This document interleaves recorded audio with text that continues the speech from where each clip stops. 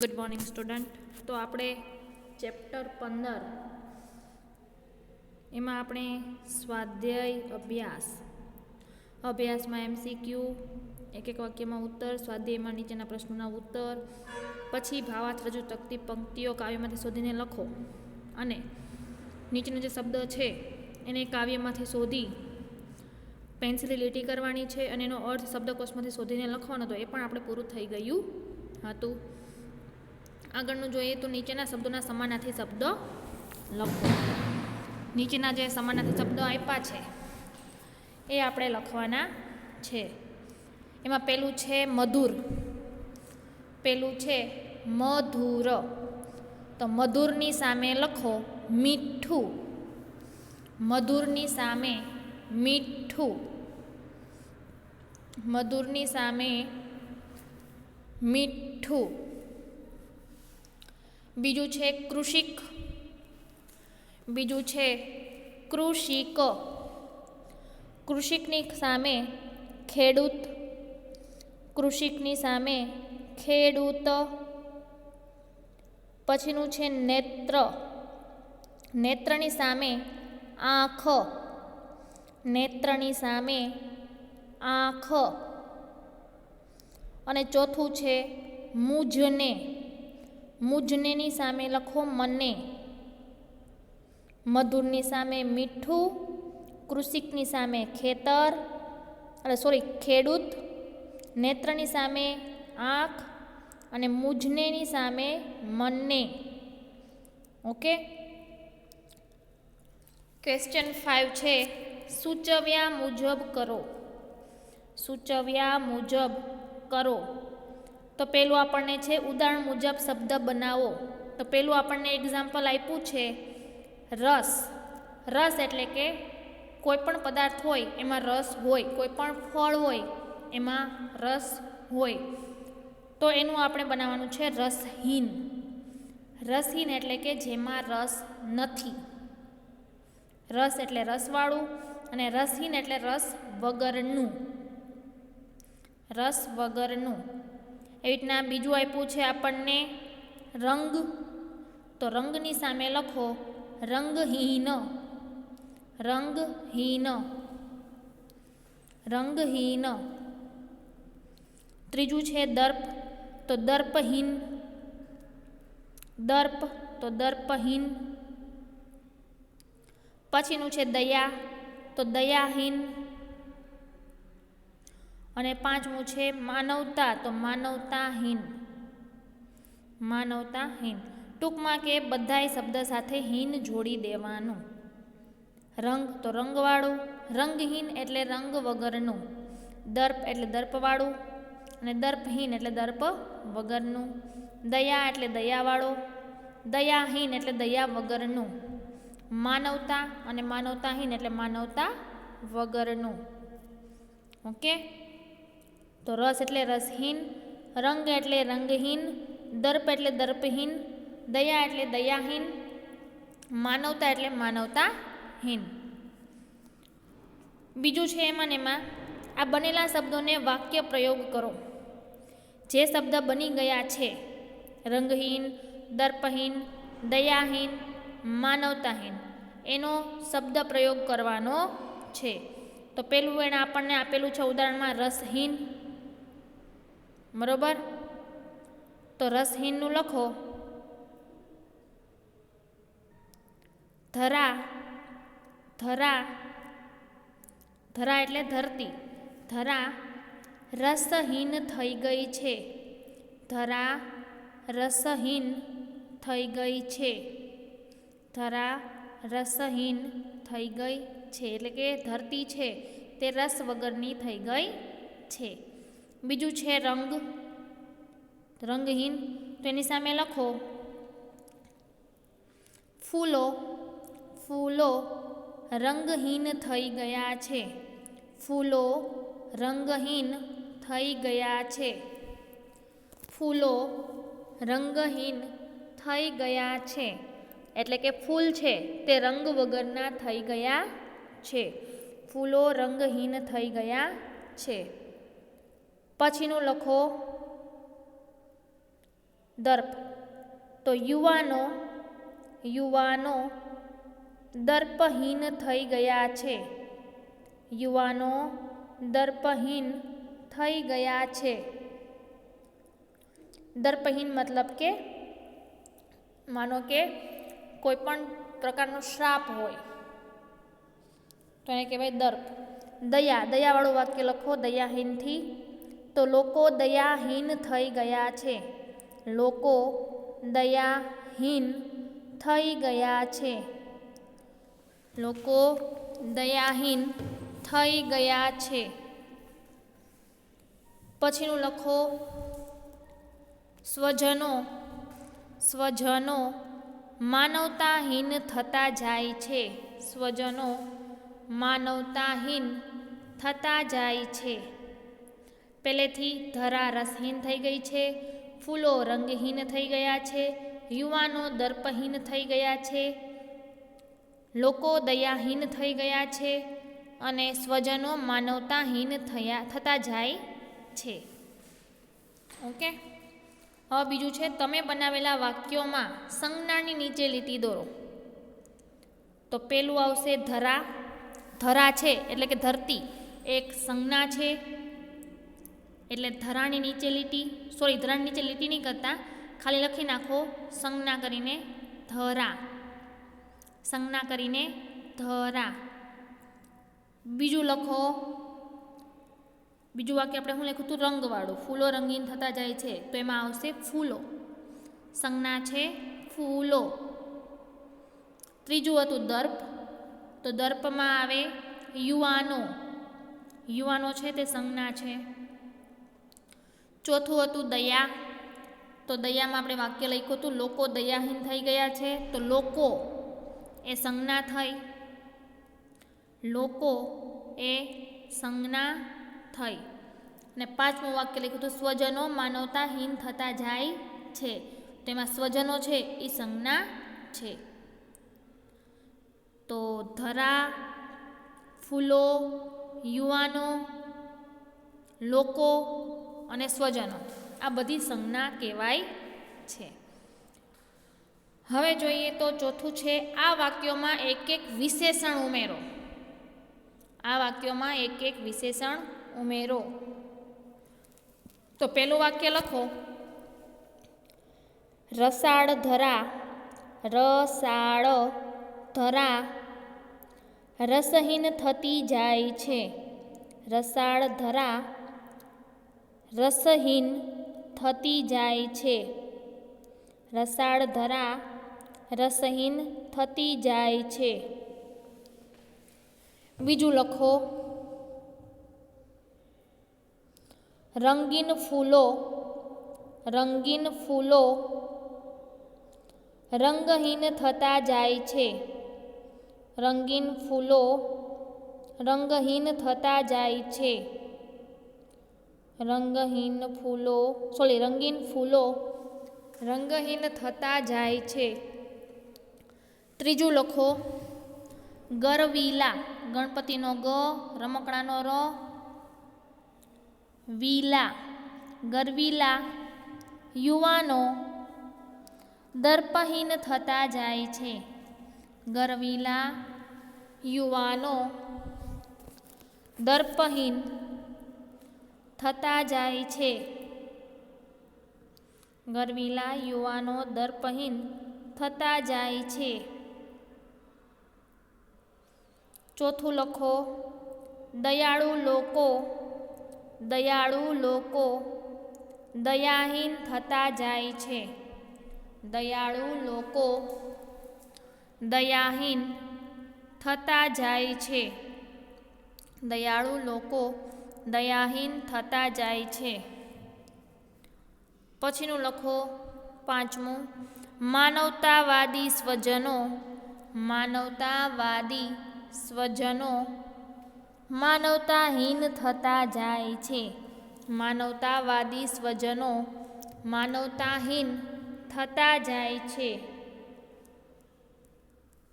એકવાર રિપીટ કરી લઈ તો પેલું હતું રસાળ ધરા રસહીન થતી જાય છે. તો એમાં વિશેષણ છે રસાળ. રસાળ. બીજું હતું રંગીન ફૂલો રંગહીન થતા જાય છે, તેમાં વિશેષણ છે રંગીન. રસાળની નીચે અંડરલાઈન, રંગીનની નીચે અંડરલાઈન. પછી છે દર્પ, તો દર્પ ઉપર બનાવ્યું હતું ગરવીલા યુવાનો દર્પહીન થતા જાય છે, તો ગરવીલાની નીચે અંડરલાઈન. ચોથું હતું દયા, તો દયાળુ લોકો દયાહીન થતા જાય છે, તો દયાળુની નીચે અંડરલાઈન. અને પાંચમું હતું માનવતાવાદી સ્વજનો માનવતાહીન થઈ જાય છે, તો માનવતાવાદીની નીચે અંડરલાઈન. હવે એને સમજી લઈએ તો રસાળ ધરા રસહીન થતી જાય છે, એટલે કે જે રસવાળી ધરતી હતી તે રસ વગરની થતી જાય છે. બીજું હતું રંગીન ફૂલો રંગહીન થતા જાય છે, એટલે કે કલરવાળા ફૂલો હતા તે હવે કલર વગરના થઈ જાય છે. ત્રીજું હતું ગરવીલા યુવાનો દર્પહીન થતા જાય છે, એટલે કે જેનું નામ ના હતી, જેની અપેક્ષા હતી તેવા યુવાનો હતા તે હવે દર્પહીન થતા જાય છે. પછીનું હતું દયા, તો દયાળુ લોકો દયાહીન થતા જાય છે, એટલે કે જે ભોળા માણસો હતા તેમાંથી હવે ભોળાશ વહી જાય છે. અને પાંચમું હતું માનવતાવાદી સ્વજનો માનવતાહીન થતા જાય છે, એટલે કે જેનામાં માનવતા હતી તેવા સ્વજનો હવે માનવતા વગરના થઈ ગયા છે. હવે આ બધા વાક્યો છે, પાંચમો પ્રશ્ન છે, આ બધા વાક્યો એક ફકરા સ્વરૂપે લખવાના છે. તો ચલો લખો.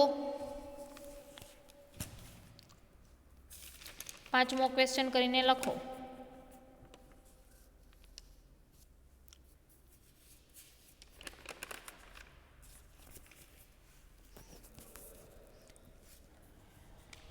ફકરો કરીને લખતા જાઓ.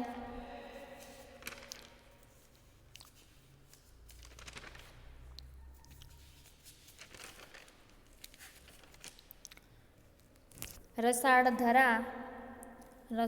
ધરા રસ વગરની થતી જાય છે, રસાળ ધરા રસ વગરની થતી જાય છે. રંગીન ફૂલો રંગહીન થતા જાય છે, ગરવીલા યુવાનો દર્પહીન થતા જાય છે, દયાળુ લોકો દયાહીન થતા જાય છે, અને માનવતાવાદી સ્વજનો માનવતાહીન થતા જાય છે. આટલો પેરેગ્રાફ લખવાનો છે. એકવાર રિપીટ કરી જાઓ.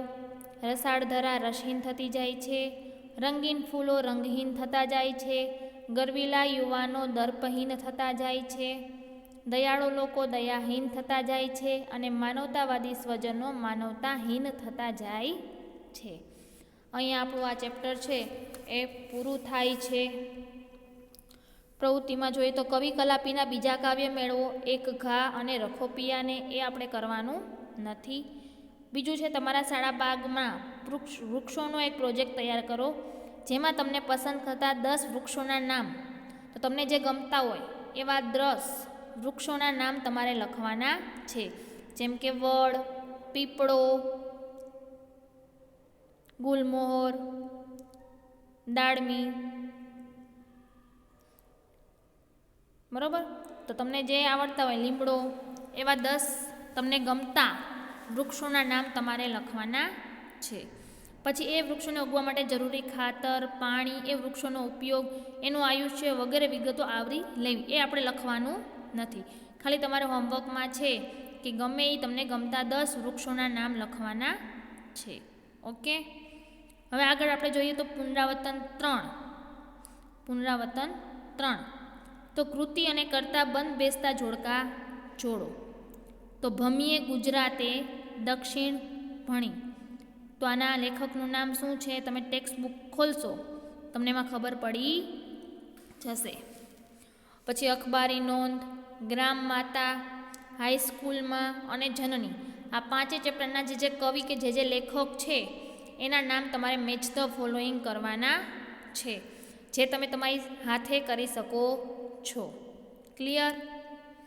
આગળનું જોઈએ તો નીચેના વિધાનો હાઈસ્કૂલ પાઠના આધારે યોગ્ય ઘટનાક્રમમાં ગોઠવીને લખો. તો બીજું હું તમને કરાવું છું. તો પહેલું વાક્ય આપણે અહીંયા છે, હું શરમાયો, શિક્ષકના પ્રેમની અવગણના ન કરી શક્યો. બીજું છે, મારનું દુઃખ નહોતું પણ હું દંડને પાત્ર ગણાયો, એ મહાદુઃખ હતું. ત્રીજું છે ભૂમિતિના શિક્ષક સમજાવવામાં સારા હતા પણ મને કંઈ ગેડ જ ન બેસે. અને પછીનું છે જે એક ભાષાનો શાસ્ત્રીય પદ્ધતિ શીખીએ તેને પછી બીજી ભાષાનું જ્ઞાન સુલભ થઈ શકે છે. અને પછીનું છે પિતાજી સેવા કરવાને ખાતર કસરતની માફી મળવી જોઈએ એવી વિનંતી કરી. તો સૌથી પહેલું વાક્ય આવશે કે મારનું દુઃખ નહોતું પણ હું દંડને પાત્ર ગણાયો એ મહાદુઃખ હતું. આ સૌથી પહેલું વાક્ય આવશે. બીજું આવશે પિતાજીની સેવા કરવાને ખાતર કસરતની માફી મળવી જોઈએ એવી વિનંતી કરી. ત્રીજું વાક્ય આવશે હું શરમાયો શિક્ષકના પ્રેમની અવગણના ન કરી શક્યો. ત્રીજું વાક્ય આવશે ભૂમિતિના શિક્ષક સમજાવવામાં સારા હતા પણ મને ગેડ જ ન બેસે. ચોથું આવશે હું શરમાયો અને શિક્ષકના પ્રેમની અવગણના ન કરી શક્યો. અને પાંચમું આવશે જે એક ભાષાને શાસ્ત્રીય પદ્ધતિથી શીખે છે તેને પછી બીજી ભાષાનું જ્ઞાન સુલભ થઈ પડે છે. ઓકે, હવે છે નીચેના પ્રશ્નોના ઉત્તરો લખો. તો અખબારી નોંધ લખતી વખતે યાદ રાખવાના 5 W અને H એટલે શું? તો ઓલરેડી આપણે આ સ્વાધ્યાયમાં ક્વેશ્ચન છે જ, એ તમારે એમાંથી જોઈને લખી નાખવાનો. હુ, વોટ, વેર, વેન, બરોબર, અને H એટલે હાઉ. પછી છે માતાના કાળજામાં કયા કયા અરમાનો હોય છે? તો માતાના કાળજામાં પોતાના બાળકને લઈને વિવિધ અરમાનો હોય છે, જેમ કે મારો છોકરો મોટો થઈને હોશિયાર થાય, ભણી ગણીને સારી નોકરી કરે, ઘણા બધા અરમાનો હોય છે. ત્રીજું છે નઠારા અક્ષરે અધૂરી કેળવણીની નિશાની છે. આ વિધાન કોણે કહ્યું છે સમજાવો. તો નઠારા અક્ષરે અધૂરી કેળવણીની નિશાની છે આ વાક્ય ગાંધીજીએ કહ્યું છે, કારણ કે જો આપણા અક્ષર સારા ન થતા હોય તો આપણને ગમે તેટલું આવડતું હોય છતાં પણ આપણે તેને સરસ રીતે બીજાની સમક્ષ રજૂ કરી શકીએ નહીં. તો આનો આન્સર લખી નાખો. નઠારા અક્ષરે રફ બુકમાં લખજો, જેથી કરીને તમારે પહેલેથી જે પુનરાવર્તન લખો એમાં વ્યવસ્થિત લાઈનમાં લખાય. તો નઠારા અક્ષરે અધૂરી કેળવણીની નિશાની છે આ વાક્ય અથવા તો આ વિધાન ગાંધીજીએ લખ્યું છે, કારણ કે જો આપણા અક્ષર સારા ન થતા હોય તો જો આપણા અક્ષર સારા ન થતા હોય તો આપણને ગમે તેટલું આવડતું હોય પણ આપણે તે બીજાની સમક્ષ રજૂ કરી શકતા નથી. તે માટે અક્ષર સારા હોવા જરૂરી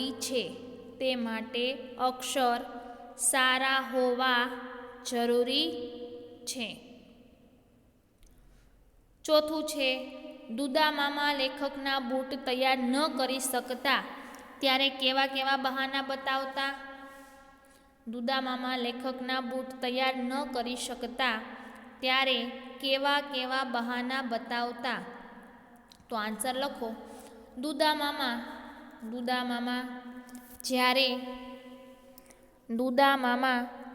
જ્યારે લેખકના બૂટ તૈયાર કરી ન શકતા ત્યારે નીચેના બહાના બતાવતા.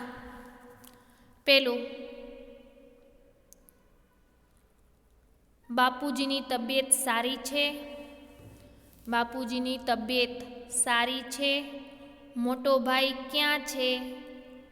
બીજું, મોટો ભાઈ ક્યાં છે? ત્રીજું, ઘરમાં બધું બરોબર છે? ઘરમાં બધું બરોબર છે. ચોથું, હમણાં ભાઈ સાથે મુલાકાત થઈ. હમણાં ભાઈ સાથે મુલાકાત થઈ. ભાઈ તો બહુ જ સારા છે. ભાઈ તો બહુ જ સારા છે. આવી રીતે દુદા મામા બહાના બતાવતા હતા. આવી રીતે દુદા મામા બહાના બતાવતા હતા. આગળનું છે, વૃદ્ધાએ બીજો રસનો પ્યાલો ભરવા ફરી કાતળી કાપી છતાં પ્યાલો ન ભરાયો. શા માટે? તો આન્સર લખો. વૃદ્ધાએ બીજો રસનો પ્યાલો ભરવા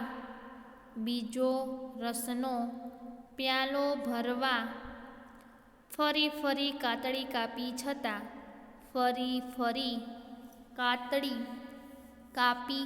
છતાં પ્યાલો ન ભરાયો. કારણ કે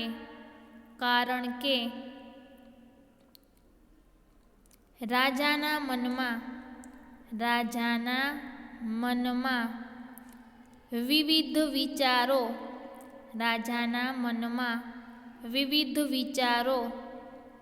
ઘૂમતા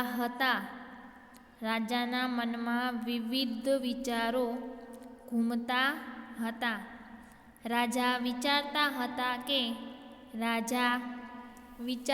હતા કે આ ખેડૂતો પૈસાદાર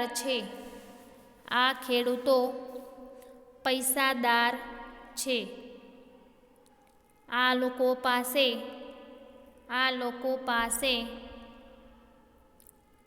વધારે કર લેવામાં કંઈ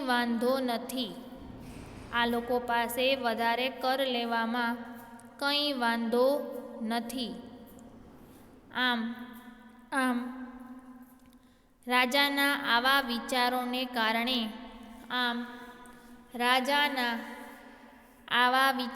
કારણે રાજા દયાહીન થઈ ગયો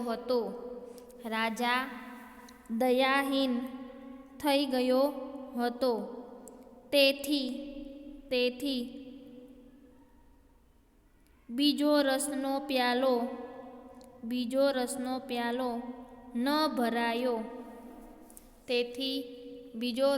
પ્યાલો ન ભરાયો. આગળનું છે, તમારી શાળામાંથી થયેલા પ્રવાસની અખબારી નોંધ તૈયાર કરી સ્થાનિક અખબારના તંત્રીને પ્રકાશિત કરવા વિનંતી પત્ર લખો.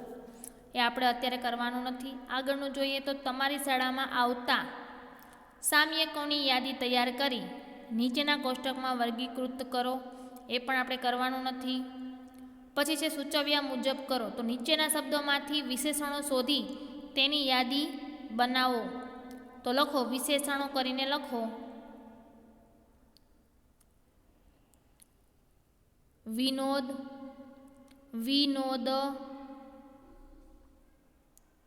હજાર,